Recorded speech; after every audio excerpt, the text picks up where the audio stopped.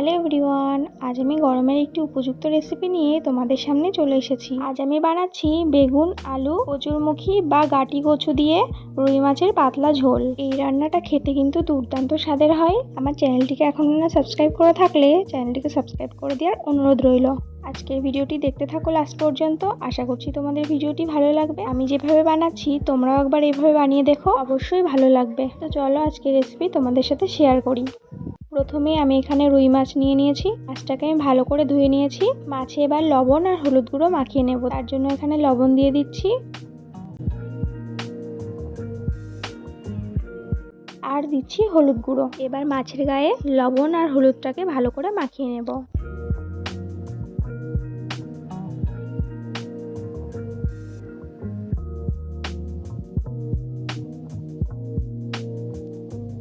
ভালোভাবে লবণ আর হলুদটাকে মাখিয়ে নিয়েছি।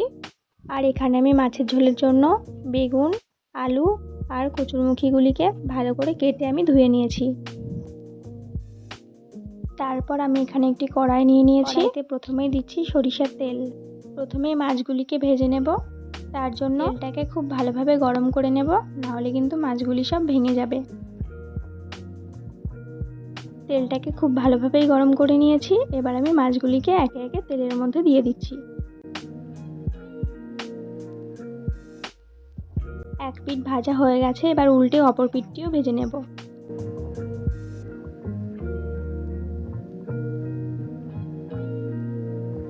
মাছগুলিকে আমি এখানে লাল লাল করে ভেজে নিয়েছি। এবার আমি মাছগুলিকে সব একে একে তুলে নিচ্ছি।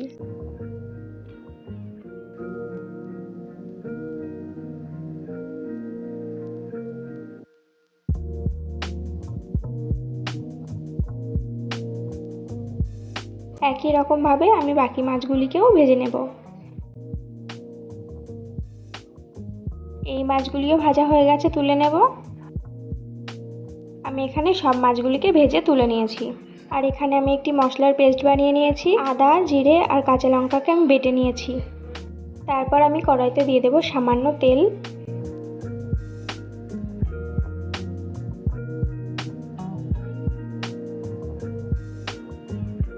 তেলটাকে গরম করে নিয়ে আমি আলু আর কচুরমুখীগুলিকে প্রথমে ভেজে নেব।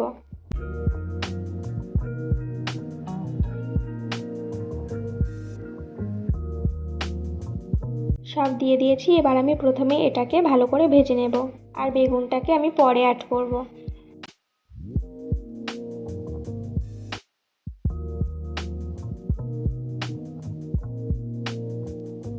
দেখতেই পাচ্ছ আমি এখানে ভেজে নিয়েছি ভালো করে।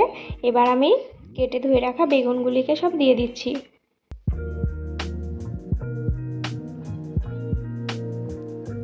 এবার আমি এর মধ্যে দিয়ে দিচ্ছি পরিমাণ মতন লবণ আর হলুদ গুঁড়ো। একসাথে মিশিয়ে নিয়ে সব কিছু ভেজে নেব।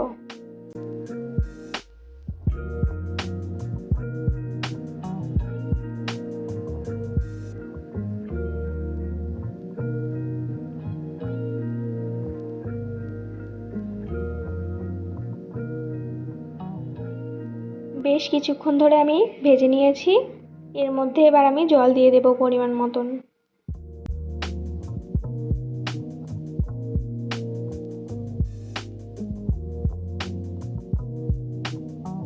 জল দিয়ে দিয়েছি। জলটা দিয়ে ভালো করে মিশিয়ে নিয়ে আমি ঢাকা দিয়ে দেব সব কিছু সিদ্ধ হওয়ার জন্য।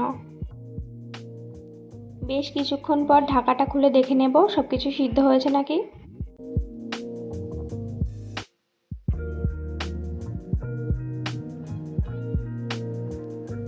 খুব ভালোভাবেই সব কিছু সিদ্ধ হয়ে গেছে। এবার আমি ঝোলটাকে নাবিয়ে নেব। ঝোলটাকে নাবিয়ে নিয়ে আমি কড়াইতে দিয়ে দিচ্ছি অল্প পরিমাণে তেল। তেলটা গরম হয়ে গেছে। ফোড়নে দিচ্ছি আমি এখানে 5 ফোড়ন। ফোড়নটাকে হালকা করে ভেজে নেব। এবার আমি আগে থেকে যে মশলার পেস্টটা বানিয়ে রেখেছিলাম সেই পেস্টটা দিয়ে দিলাম। এবার মশলাটা একটু ভালো করে ভেজে নেব। যেহেতু পেঁয়াজ রসুন ছাড়া তরকারি, সেই জন্য মশলাটা কিন্তু ভাজতে বেশি টাইম লাগেনি। মশলাটা ভাজা হয়ে গেছে। এবার আমি ঝোলটাকে ঢেলে দেব।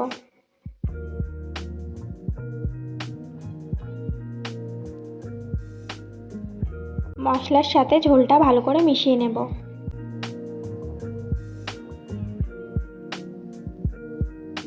এর উপরেই এবার আমি ভেজে রাখা মাছগুলিকে সব দিয়ে দিচ্ছি একে একে।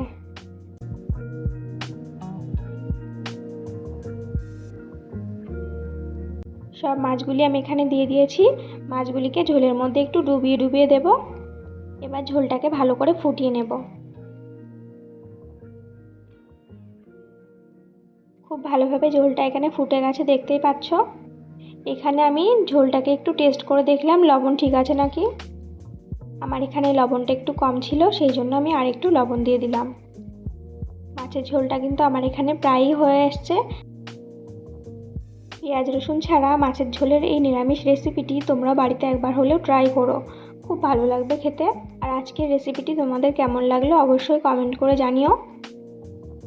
আমার কিন্তু এখানে মাছের ঝোলটা হয়ে গেছে, এবার আমি এটাকে নামিয়ে নেব।